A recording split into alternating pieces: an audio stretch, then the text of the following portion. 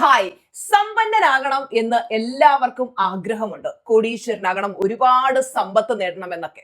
പക്ഷെ എല്ലാവർക്കും അതിന് കഴിയാത്തത് എന്തുകൊണ്ടാണെന്ന് ചോദിച്ചാൽ അതിന്റെ റീസൺ നമ്പർ 1 എന്ന് പറഞ്ഞാല് സമ്പത്ത് നേടണമെന്ന ആഗ്രഹമുണ്ട്. പക്ഷെ ഇപ്പോൾ കയ്യിൽ സമ്പത്തില്ലല്ലോ എന്നുള്ള സങ്കടമാണ് പലരുടെ ഉള്ളിലും.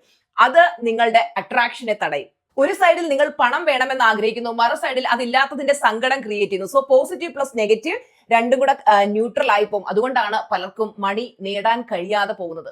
പലരും അഫർമേഷൻസ് ഒക്കെ പറയും, I am rich, I am a millionaire എന്നൊക്കെ. പക്ഷെ ഉള്ളിന്റെ ഉള്ളിൽ ഐ ആം ബ്രോക്ക് എന്നാണ് ചിന്തിക്കുന്നത്. കാര്യം നിങ്ങളുടെ എനർജി വളരെ ലോ ആണ്. ലോ എനർജിയിൽ നിന്നിട്ട് ഹൈ എനർജിയിലുള്ള കാര്യങ്ങൾ മാനിഫെസ്റ്റ് ചെയ്യുക എന്നുള്ളത് ഇമ്പോസിബിൾ ആണ്. പലരും പണത്തിന് പിന്നാലെ ഓടിക്കൊണ്ടേയിരിക്കുകയാണ്.